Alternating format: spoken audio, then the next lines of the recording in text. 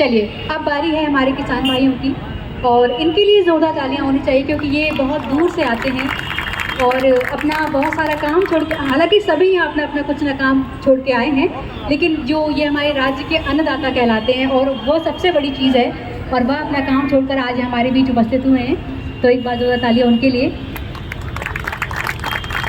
Sir, क्या नाम है आपका? मेरा नाम प्राण सिंह माथुर है।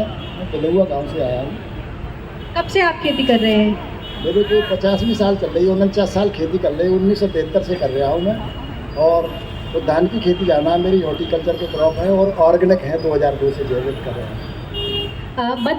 मतदान के दिन ऐसी क्या समस्याएं आती हैं जिससे हमारे किसान भाई मतदान केंद्र तक नहीं पहुंच पाते हैं? समस्या छोटी मोटी तो बहुत आती रहती हैं, लेकिन समस्या कोई मायने नहीं रखती। वैसे हमने जो दुनिया ऐसी बनाई है कि ऐसी थी नहीं, कितनी कठिनाइयों में बनाई है। हजारों लाखों साल लाखों लोगों ने कुर्बानियाँ दे के जो देश को आज़ाद कराया है, तब हमको जो वोट का अधिकार मिला है। अभी इस अधिकार को कोई दिल से समझ ले, ज़रूर जाएगा, 100 काम पड़े रहेंगे। हम गाँव में कहते हैं कि जागेगा ते पावेगा और सोवेगा ते खोवेगा। तो जागृत हो गए हैं लोग, वो भूखे प्यासे नंगे पैर जैसे भी हों, वो मतदान करने की कोशिश करते हैं और जाते भी हैं। तो हमारी गांव की ये कहावत है कि आषाढ़ का चूका किसान, खरीफ की फसल जब बोते हैं उसको आषाढ़ कहते हैं गांव के किसान। आषाढ़ का चूका किसान और डार का चूका बंदर और मतदान का चूका मतदाता। आषाढ़ में जो किसान चूक जाएगा वो 1 साल तक पछताता है कि मैंने खरीफ की फसल नहीं बो पाई, अब अगली साल बोऊंगा। और डाल पे मतलब वो बंदर चूक जाता है तो अगली छलांग उसकी सफल नहीं हो जाती, जब तक वो पछताता रहता है कि मैंने वो छलांग मारी और मैं चूक गया। लेकिन मतदान का चूका हुआ मतदाता पूरे 5 साल पछताता है तो मैं अगर चला जाता तो 1 वोट से मेरा ये हो जाता और आज जो व्यवस्था बनी है ये ऐसी हो जाती। तो ये हमारी बहुत सारी चीज़ें हैं।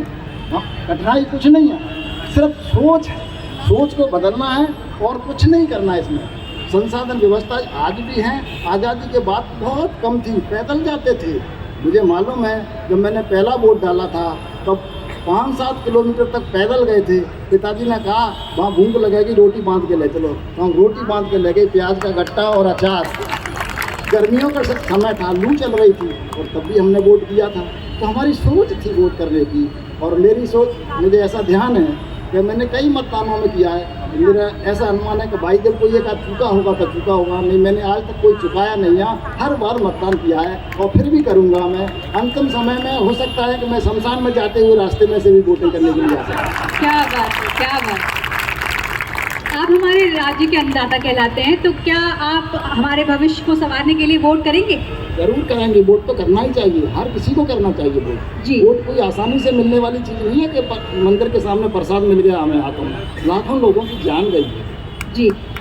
गांव में मतदान करने जाते समय कभी ऐसा असुरक्षित महसूस होता है कि विवादों की वजह से कुछ विवाद होगा तो नहीं जाना है, या आपके आसपास के और किसान भाई ये सोचते हों?